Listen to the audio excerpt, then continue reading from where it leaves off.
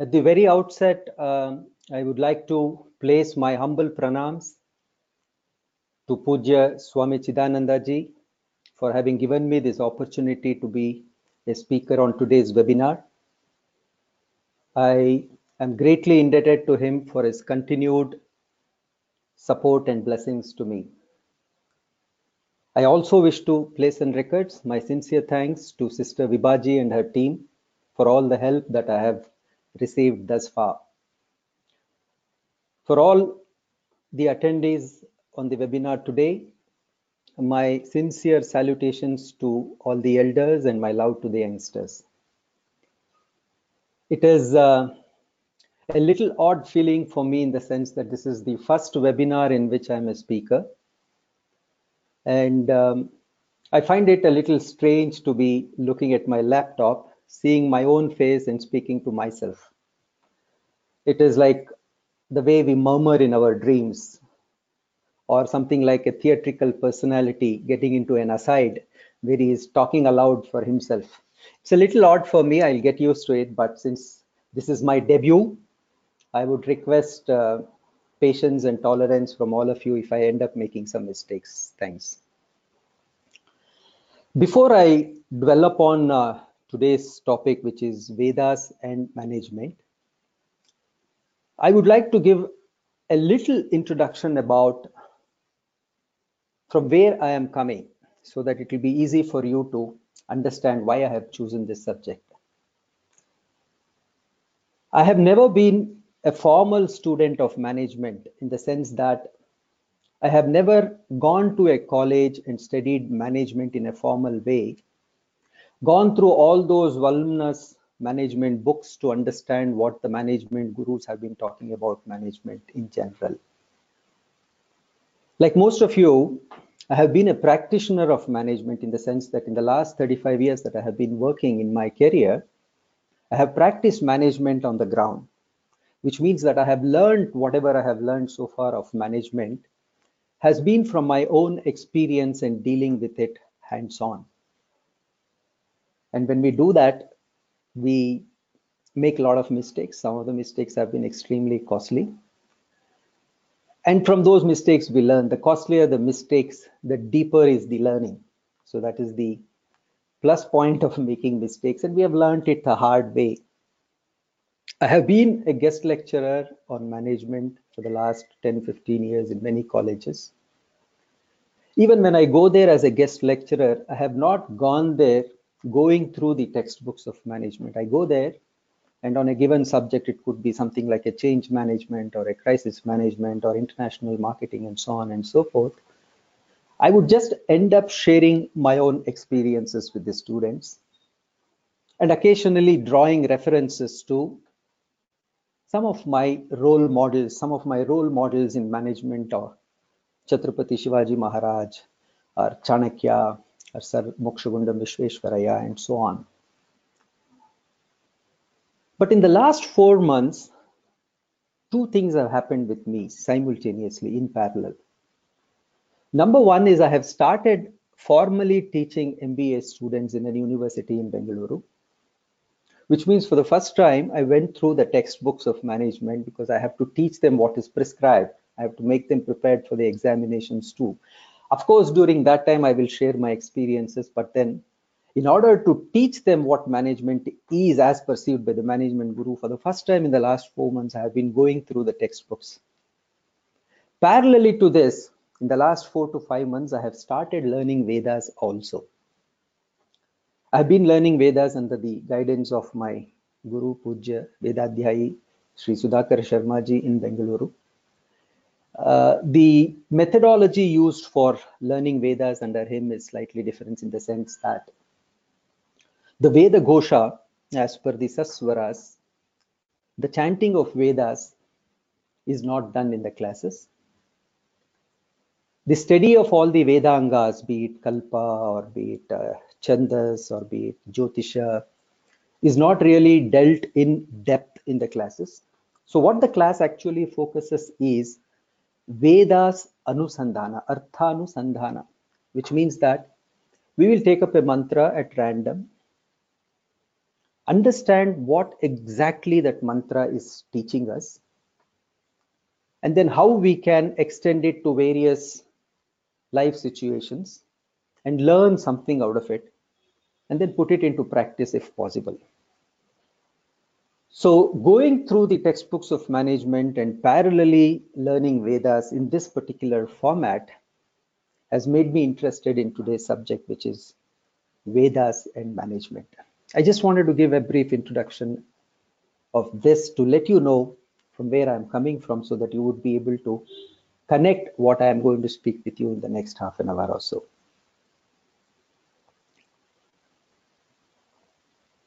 Why Vedas is the question. So much has been said in the books of management. In what way will Vedas add something more to what has already been said? Or why should even be Vedas referred to when we are either the students or the practitioners of management is a question. For this question, I think we need to find out an answer before we dwell deep into the subject, for the simple reason because that will clarify a lot of our issues. Why Vedas? Because people say Vedas are apaurushaya, which means Vedas have been directly handed over by the Almighty, Omnipotent, the Paramatma himself. It is not a text that has been visualized and conceived by an individual or a group of individuals. Because it is not something that has been created by an individual or a group of individuals, in Vedas, there is no subjectivity. It is an absolutely objective text. Because it is apaurushaya. Because however the individual is advanced, he might be just a pamara, an ordinary man, to a devata manusha, he can be a prophet. Every idea that is being put forth by individuals is restricted by the limitations of human intellect. And certain amount, even if it's in a very minuscule scale, a certain amount of subjectivity will creep in. That's why they say following, understanding, and then following Vedas is the best thing that one can do, because it is apaurushaya. Now the question is, do we have to believe this? It sounds more like a Puranic story. Do we have to believe that Vedas have been apaurushaya? God has handed it over directly. No, we don't have to believe, because Veda itself says, don't believe anything. Don't believe anything taking it on its face value. You will have to test it. You will have to see if it makes sense to you, and then you can follow that, but never believe anything blindly. This is what the Vedas themselves teach us. There is a particular mantra in Rig Veda 1.86.9, first mandala, 86th sukta, and 9th mantra. The mantra is like this: Yuyam tat satya shavasa avishkarta mahitvana vidyatha vidyutha rakshaha. I will once again repeat the Veda mantra. Yuyam tat satya shavasa avishkarta mahitvana vidyatha vidyutha rakshaha.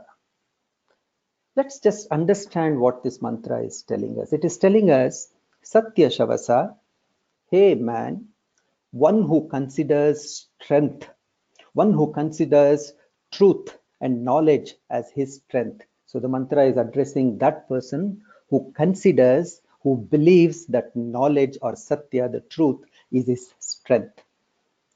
What does it say?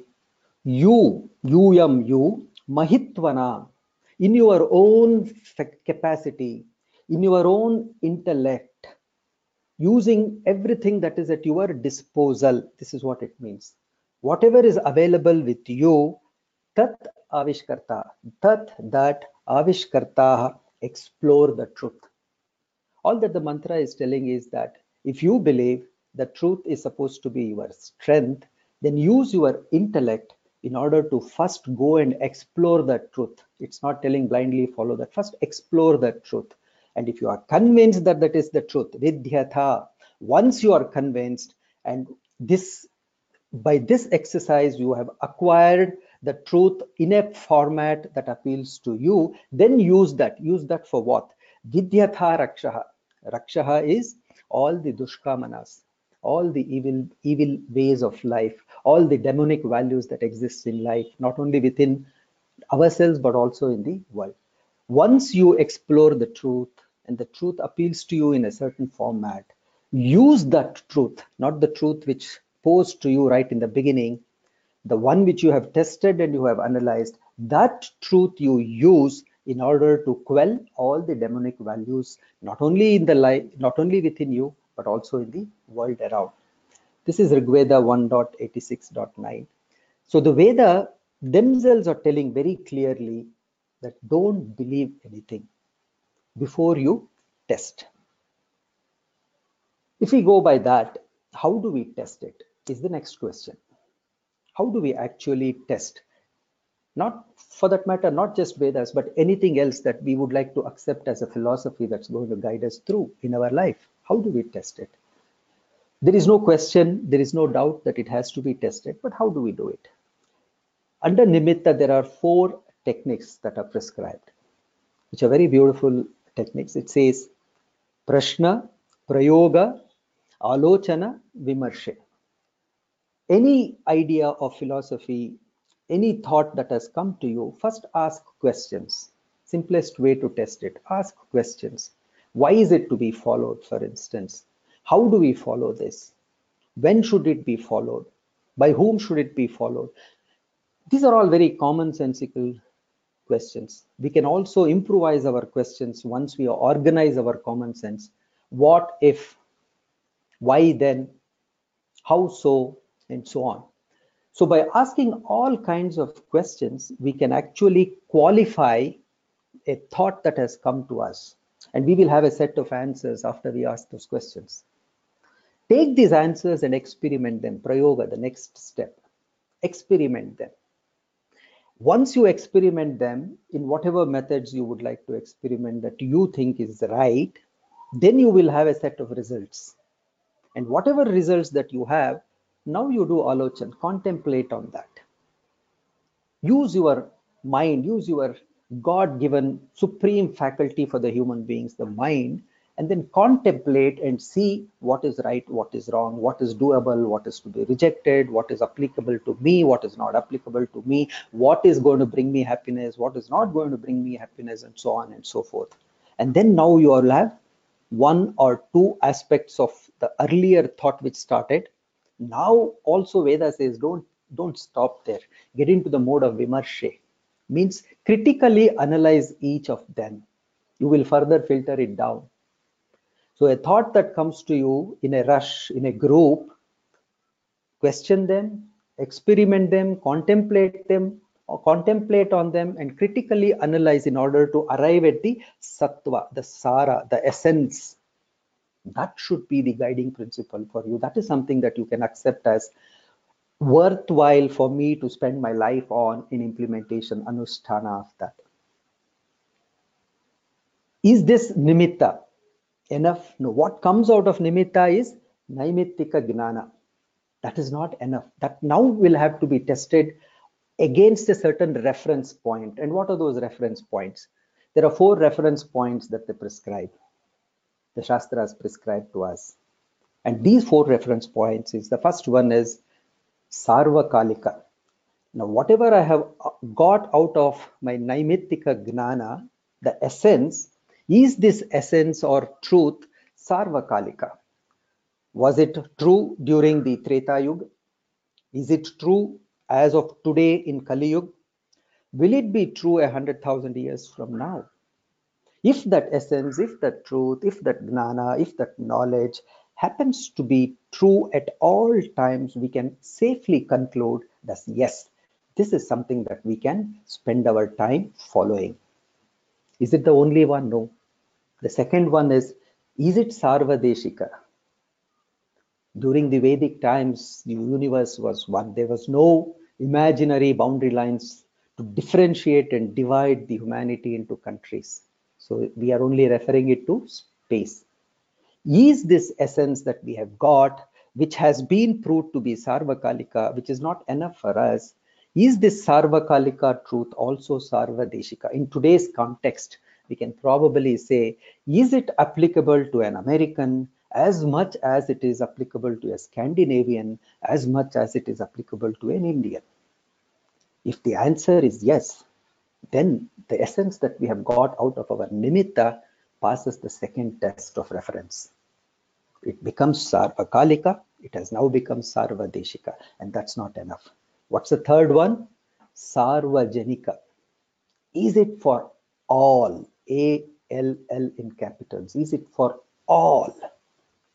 Is this essence true for a Muslim? Is this essence as much true for a Hindu, as much true for a Buddhist, as much true for everybody in this world? If yes, then this essence that we have got from our Naimittika Gnana passes the third test and qualifies for the fourth and final test, which is all most important one, which is Sarvabhauma. Is this truth that I have now got it through Sarvakalika, Sarvadeshika, and Sarvajanika, is it Sarvabhauma? What do we mean by that? Is this truth strong enough? Is this truth has the willpower, has the sustenance power to take care of any assault on that from anybody or anything? Is it something that will never change under any conditions? Does it have that Sarvabhaumatva in that? There are some truths which are truths for us, but our neighbors will just in a flash defeat it. Then it is not universal truth. It's only truth for me. It's individualistic. So once it also passes Sarvabhaumatma, then we can say, yes, this is something that is worth for us to pursue, learn, and follow and imbibe it in our daily life. One simple example for this is the quality of fire. I'm sure this is an example that all the students of Vedanta would have gone through by now. Quality of fire that burns. Fire burns is the truth. Is it Sarvakalika? Yes, fire burnt at all times. It's not that it has changed its characteristic over a period of time. Is it Sarvadeshika? Yes, it burns people in the US, it burns people in the Timbuktu, it burns people in China. Sarvajanika, yes, it burns everybody, irrespective of their race, creed, language, and so on and so forth. Is it Sarvabhauma? Yes. Can we do something in order to ensure that the fire doesn't burn? Not possible. In the age of science and technology today, we might have designed a fire resistant dress. We wear that and enter into the fire and say we are not burned, but we are joking ourselves because it is still burning the external phase of that dress. We are not changing the basic character of fire to burn. So burning is, fire burns is a philosophy, is a truth, is a knowledge which passes all tests, and as such we can safely conclude that we will abide by this philosophy, and whatever is the essence that we get out of it, we will implement it in our life. Why I thought of giving this brief introduction is that before we get into the main subject of Vedas and management, I wanted to first of all answer my own doubt as to whether I am on the right path trying to extrapolate what is there in the Vedas into the realms of management. And once I have gone through this in one or two shlokas that I have learned in the last 4 months, I felt that yes, there is a big learning from Vedas that management can really look forward to. The question still remains. The question is, can we then take the meaning which is hidden in the Vedas and extrapolate it to management directly? Is it an exercise that is worthwhile? Is it a futile exercise, or will it give us some result? I think the answer is yes. Yes, you can do that. Why? We need to clarify this. Why? Because the meaning of Vedas is always in the Bijakshara form. It is in a Bija Swarupa. It's in the entire meaning of Veda has been encapsulated into a small seed. It's up to us to take that seed, put it in the right earth, give it the light, shelter, and everything, and take care of that so that a tree, a flowery plant, or a fruit bearing tree can manifest out of that seed. Because it is in the form of a seed, it's up to our own intellect, it's up to our own sanskar, it's up to our own learning, it's up to our own commitment to extrapolate it to every box of our life and see if there is some light that we can use, some jnana that we can get. As such, there is absolutely no doubt in my mind that anything that is in Vedas, which is basically spiritual in nature, can be adopted to every single walks of our life. Now, if I come back to the shloka that we just now completed, if I take this example, which is Yuyam tat satya shavasa avishkarta mahitvana vidyatha vidyuta rakshaha.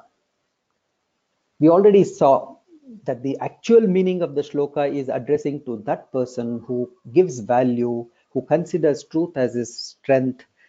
The Veda is asking him to go and explore the truth to his fullest satisfaction, and once he is convinced, it is telling him to use that truth in order to vidyutha rakshaha, to quell, to cut off every demonic value in the society. Now, if you take the essence of that and bring it to the realm of management, we can actually look at the meaning of this Veda mantra in a slightly different way. Satya Shavasa, Satya Shavasa, oh, the leader, oh, the manager who is a strategist. It is actually a mantra which is addressing now a strategist in a management perspective. Oh, strategist, Mahitvana, using every single resource which is at your disposal. It might be your own intellect, it might be the intellect of your team, collective wisdom, all the physical resources that is available for you. Use that and first ensure that that strategy works. Tat avishkarta, realize that strategy. Whatever strategy you would like to put into the company, first use all the resources that is available with you even before implementing that strategy, and test it. This is what the management also says.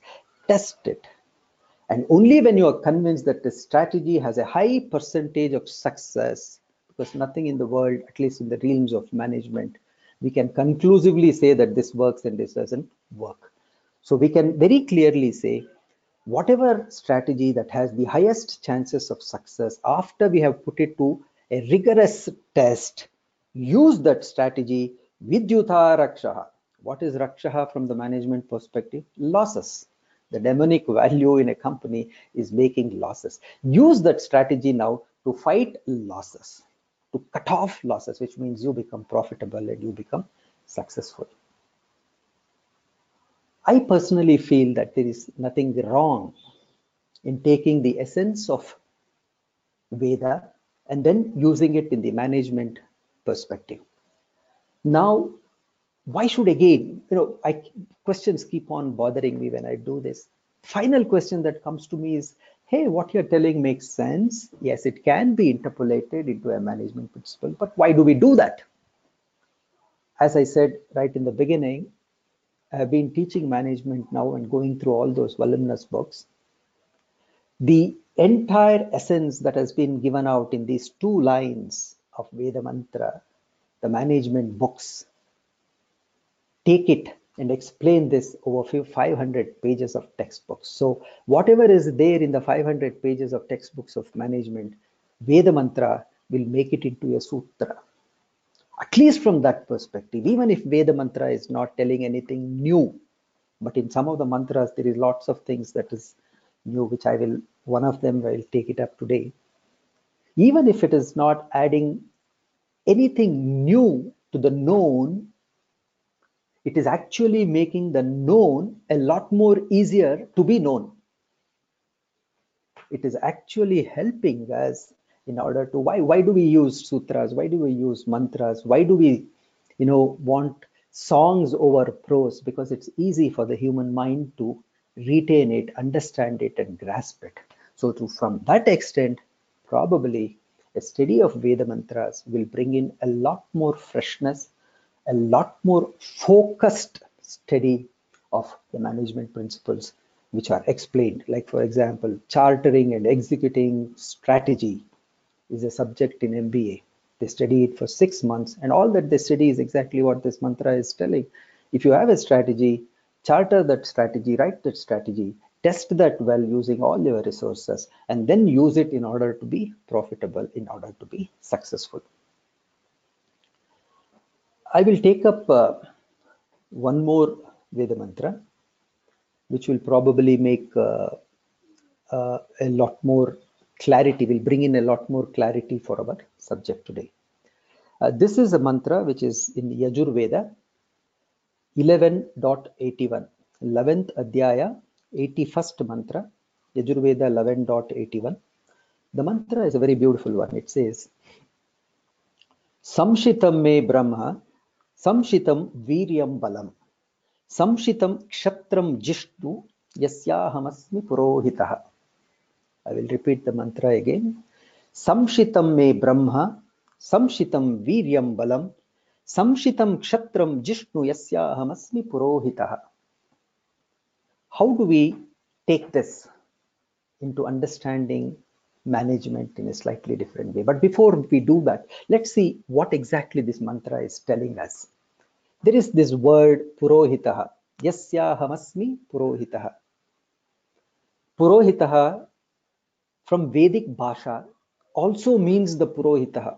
The one who helps us perform our rites and rituals is also a Purohitaha. For example, the Purohitaha who comes home and helps us, perform our Satyanarayana Puja is a Purohitaha, and what he is doing is Paurohitya, which is true. That's also Purohitaha. Purohita on the extreme end can be a Ritvik also. A Ritvik is a Purohitaha because when the yaga is happening, Ritvik is that all-known person who knows everything about that yaga. Whenever the people who are performing yaga have a doubt, they will only turn to the Ritvik to guide them. And whenever there is a conflict of whether this has to be done or that has to be done, the Ritvik is there to tell them what is to be done, what is right. When things go wrong, he will bring it back. He will advise how to be brought it back. So right from doing a very small Satyanarayana Puja to being a Ritvik, Purohita is that. That's what we understand. But from Veda Bhasha, Purohita also has a very different meaning. And for that, we need to understand the Dhatu. Dhatu is the etymology. The best way to understand is to go through the dhatus and understand what the meaning of the main Mula Dhatu is, and any expression out of that we need to continue to have the same meaning and then extrapolate it. Puraha Hitaha. Puraha is Pura Agragamane is the Dhatu, which means one who is in the front. One whom we keep in the front, one who is in the front is Puraha. Pura Agragamane. Hitaha. He gatau ruddaucha is the dhatu. What does it mean? One who enables growth, one who enables inspiration, one who guides, one who inspires, one who is taking care of growth in that activity is hitaha. So together, Purohitaha is the one who is right in the beginning, right in the front, and the one who ensures growth, one who is inspiring the team which is following him, which means that Purohitaha is not just the one who does Paurohitya. Purohitaha actually means a leader. Purohitaha is a leader. Now let's understand the mantra a little bit. It says, Yasya aham asmi purohitaha. Yasya aham asmi purohitaha. To whomsoever I am the leader. I will use the word leader only from now on, not purohitaha. To whomsoever I am the leader. The second line says, Samshitam kshatram jishnu. That person to whom I am the leader, that person should become what is answered in this. It says, Samshitam kshatram jishnu. Let's understand the word Samshitam, but because it keeps on coming every, 4 different places in the mantra. Sam is nice. Shitam. The dhatu is sho tanu karane, which means sharpened, focused is the meaning. So samshitaha is very well focused, very well sharpened. Samshitaha. So the person to whom I am the leader, that person, my follower, my team member in the management terms, has to be kshatram jishnu. What is kshatram? It's again 2 dhatus there. Ksha, kshanu himsayam. Kshanu himsayam is give himse, give violence, give unhappiness, give dukkha. That is ksha. But tram is traim palane, one which protects. So kshatram together, like for example, kshatriya comes from that. Kshatriya is one who will protect us from violence, who will protect us from unhappiness. So the person whom I am purohitaha, I am leading, that person should become kshatram. He should be able to fight injustice, he should be able to fight violence, he should be able to fight unhappiness, and then be Jishnu. Jishnu is Ji Jaye is the Dhatu. Be victorious. Now, if I put the meaning in the right perspective, it is Yasya Hamasmi Purohita Hasamshitam Kshatram Jishnu. To whomsoever I am the leader, I will have to ensure that that person is Kshatram. He will fight injustice, he will fight non-violence, he will fight unhappiness, and he will always be victorious. So it is not just enough that I'm a leader, I do my work and go. I should ensure that my team wins and my team stays on course. Beautiful management perspective about a leader is emanating from here. The Vedas becomes very special because it doesn't stop here. It doesn't give one perspective in just 2 or 3 lines. It gives multiple perspectives. Now, in the very first line, the Veda is now not talking about the person whom you are leading. The Veda is now talking about yourself, what you should be. Understood you are a leader, understood you have to make your team successful, fight injustice. Then in order to do that, what should be your characteristics? This is where Vedas scores over many texts. And Veda in the very first line in this particular mantra, it says, focuses on the leader, the Purohita himself. It says, may my. Now Purohita is talking about his own characteristics. What should it be? May my Brahma. Brahma is Bruhi Vruddhav, means that which grows, that which is superior, which means knowledge or truth. May my Brahma knowledge samshitam, let it be always focused and sharpened. Samshitam me Brahma. Let my knowledge be at any time focused and sharp. It's only then that I can lead the rest of the pack to success. And the second one, Samshitam Viryam Balam. Something else has to be also sharpened and focused. What is that? Viryam Balam. Viryam and Balam more or less means the same, but there is a subtle difference. Viryam is Veera Vikrantav is the dhatu, which says become courageous, become strong. And Balam is Bala Pranane is the dhatu, which is victorious. Balam and Jishnu are synonymous. So the second quality that the Veda is prescribing for a leader is very simple. It says, let your knowledge be always sharp and focused. Let your strength be always sharp and focused. And Balam, you also be victorious. If the leader himself doesn't have the appetite to be victorious, how will he ever make his team members victorious? It's a question of an attitude. If he doesn't have the hunger for business, how will he drive his team to have hunger for business and pursue it?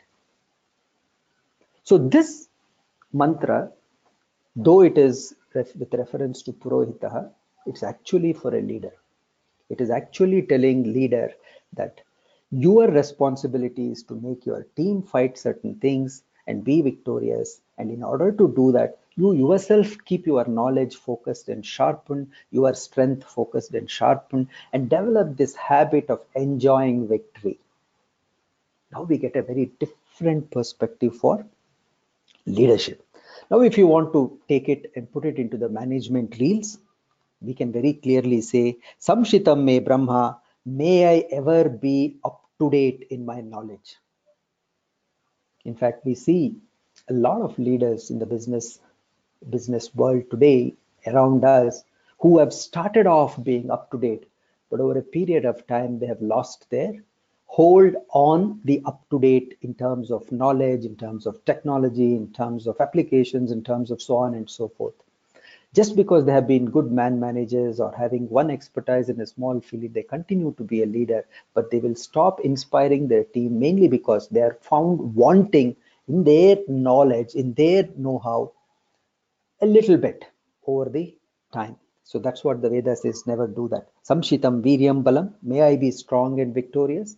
Let me get into a habit of winning so that I will be able to inculcate that winning sense in my team. So that's another quality. So the person whom I am leading, how should he be? Samshitam Kshatram Jishnu. Kshatram fights violence using non-violence methods. He fights unhappiness. So the corollary of it is using non-violence methods, the team should actually be attaining happiness. Now, in the business terms, what is non-violence? In my perspective, it becomes ethical practices. And what is happiness? In my perspective, it becomes profits. So I should ensure that my team is always focused, samshitam, focused and very sharpened in the pursuit of getting profits, but by always using ethical practices, ethical business practices. And they should always be victorious. And then I can be called as a leader. I would just take a few more minutes. I had a few more mantras to go through, but I think I'm running short of time. But while on this mantra itself, I just want to bring one point which is very subtly seen, which is not seen straight away. We need to dig into that. And what is that? I don't, as this is the first exercise that I did for extrapolating a Veda mantra into a management team, I went and surrendered in front of the modern day guru, which is Mr. Google. There was recently this WhatsApp message in which yesterday before was Guru Purnima yesterday. And in that Guru Purnima day, somebody had sent, kneeling in front of Mr. Google, because Mr. Google happens to be the guru for everyone. So I also went and asked Google a question. I said, what are the important traits of a leader? What are the most 5 most 10 most characteristics that tells that okay, this guy is a leader? How do you differentiate a leader from the rest of the pack? What are those unique characteristics? I asked Google, and Google gave me a list of a lot of files, but I went through 3-4 of them. They all list various things. Somebody says being a visionary is leadership. Somebody says having attention to minor details is leadership. Inspiring the team is about leadership. Having an acumen for financials of a company is being leader. A leader is one who is able to motivate his team to do well, and so on and so forth. In one of the articles, they also say a leader has to be honest. Unfortunately, the Western world doesn't list honesty as number one. I don't know why. Not because they are not honest. I'm not telling that. But somehow in management, honesty, ethics, governance, and all is taught much later on. But anyway, that apart. Now, the list of qualities that I got to know from Google for leadership was all of this, and nowhere, the articles at least that I read said that a leader is one who will be constantly self-learning. Probably it is assumed to be there. Probably by default it is taken to be there. I don't question that, but it doesn't explicitly mention, as the Veda mantra says. If you want to be a leader, you should have sharpened, focused knowledge which is up to date. You should be a self-learner. How many of the leaders we have seen in the business world who have lost out on this? How many of us have seen leaders who have started off brilliantly, but way through, if a small question is asked about their R&D process, they will have to call the CTO to answer, right? I'm not telling he has to be a super duper technical guy, but then understanding technology, understanding the markets, understanding the financials, every tidbits, every single aspect of his company, and being up to date is, and for that, self-learning is what. Leader should be constantly self-learning is told in this Veda mantra, but unfortunately in the limited Google reading that I have done, it has not been listed, and I'm sure that even if it's been listed elsewhere, probably it will not get priority number one as Veda suffices. This is where Veda can bring in a totally different perspective to management thinking. The Western management is about being outwardly, go and conquer the world is the premise. The Veda is inward. First conquer yourself before you go and conquer something else. In management circles, we use this term. When things go very hot, we say, okay, forget about the customers, forget about the suppliers, forget about the whole world. Let's first concentrate on putting our own house in order. How many times have we said this? Veda says, do that first, even before you do something else. Take, for example, education, right? The word education, educatio, is the etymology of that. It means to train, to teach. The contemporary word of education in us is shikshana. The dhatu is shiksha vidyopadane. What does it mean? To learn, to practice. The focus in education is to teach and train. The focus in shikshana is to learn and practice. This is a very beautiful perspective, which I am sure Veda can value add to the management thoughts and make it a lot more profound. I think I have almost used the time. I had a few more mantras to discuss, but I think I will call it at this stage and probably come to a conclusion. So why Vedas should be used in order to understand management in a much better way? If I'll have to conclude that, all that I can tell you is in the last 5 to 10 years in the world of management, they are finding out new ways of evaluating a company. The companies were hitherto being evaluated based on their bottom line, which is profits. If a company makes a 50 crore profit, it's much better than a company that makes 30 crore profit. Or if a company makes 50 crores out of 200 crores, but a company makes 30 crores out of 60 crores of revenue, 30 crores out of 60 crores is better. Permutations and combinations, but the bottom line used to be profit. But today there is a new philosophy which is being mooted across management circles that companies will have to be evaluated based on TBL, which is triple bottom line. The triple bottom line brings two other elements other than profits, which is people and planet. How well you take care of people in your company and the communities next to you. How well you are working without upsetting the ecological balance, without causing any trouble to the environment. And once there are metrics which will come in place to evaluate, to objectively codify these two aspects, I'm sure that a lot of companies will have to go through a TBL evaluation. And when that happens, I think the learnings from Vedas will have a lot more relevance to management. And it's worth something that is, we can explore that. Thank you very much. And thanks a lot for your patience. And I don't know how much I could convey, but if there are any questions or something, I don't mind taking it for the next 5 minutes.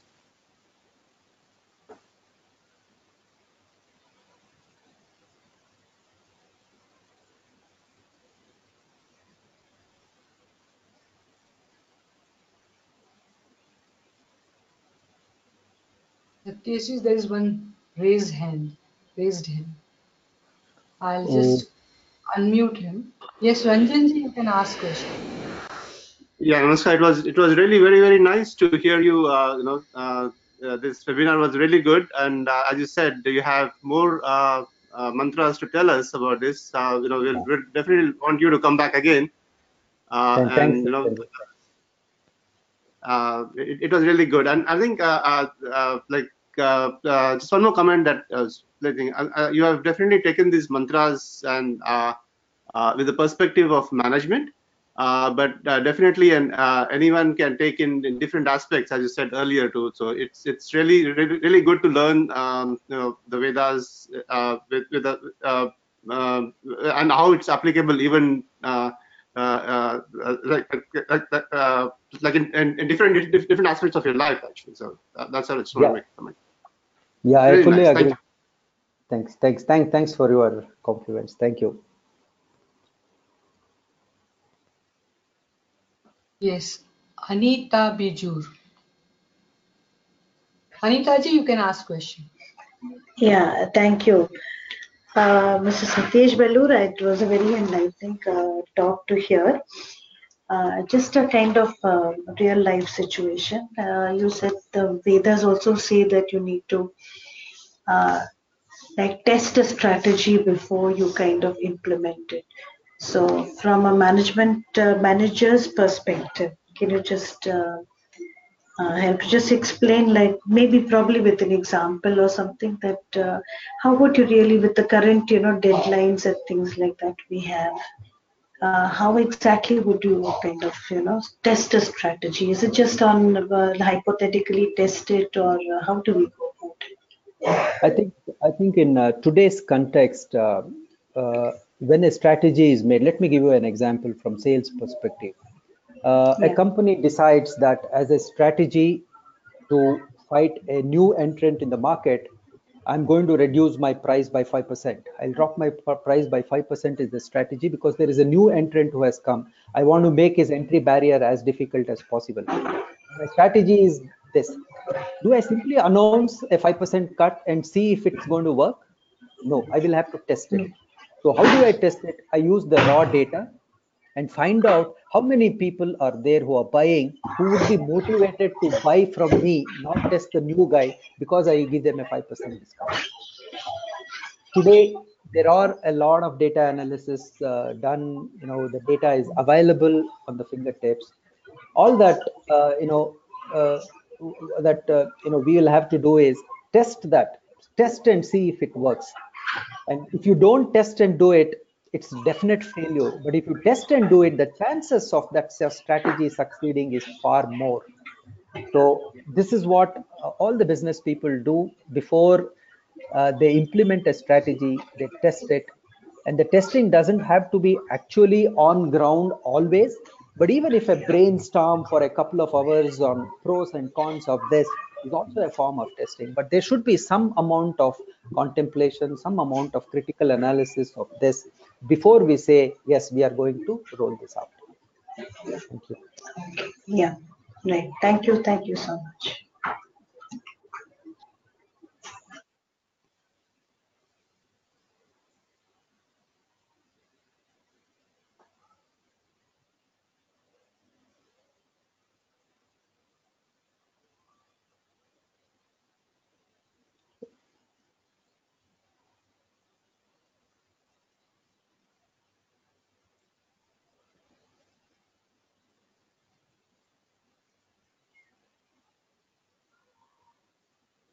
Any further questions, or we?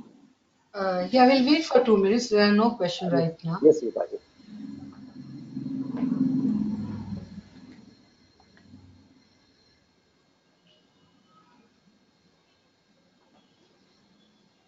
Yes, there's one text question. Uh, uh, will you just click there on the question mark, or on the panel? There is a. Otherwise, I'll read it out anyway. I must thank you for introducing us to this Vedic wisdom. It is only through talks like these that we get glimpses of these grand thoughts. This is a compliment, yes, by Oh, Vijayalakshmi Angera. thanks a lot, ma'am. Thank you very much for your compliment.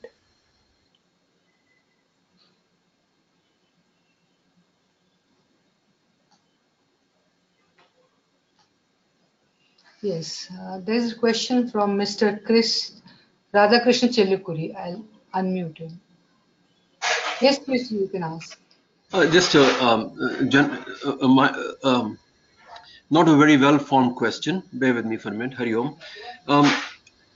So these are principles, management principles, and principles are guiding lights. But the reality is more day-to-day self-transformation to become excellent, to be knowledgeable, to be a self-learner, etc. How much advice is there in the Vedas to go from this seed, the bija that you talked about, to execution? Okay. From the limited exposure that I have for Vedas, I can very conclusively say that Vedas is not just for chanting. The very idea of Vedas is to understand the essence of that and then implement it. There is a very beautiful shloka in Rig Veda, which is 10.134.7 in Rig Veda, which says, Mantra Shrutyam Charamasi. Mantra Shrutyam Charamasi, which means that whatever you have learned from the Veda, Charamasi, implement it. If you do not implement it and then just listen to the Veda and understand the Vedas, it's really not fulfilling its objective.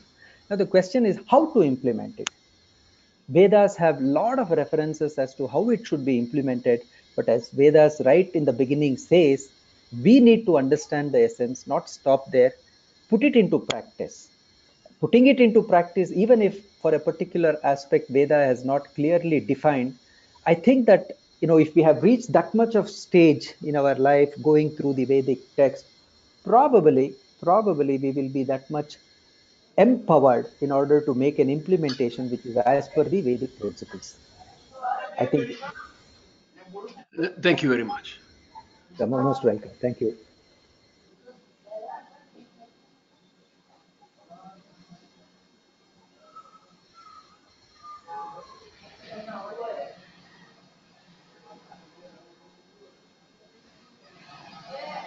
Yes, there are no questions now, I think. Thank you very much, Satyajit. It was really, really very nice. Something very, in a way, new, and in a way, we can use it in practical applications. So nicely you have explained, especially the qualities of leader, which we lead our life, we have to learn, I think, then to lead anyone else. Thank you so much, sir. Thanks a lot. Hari Om.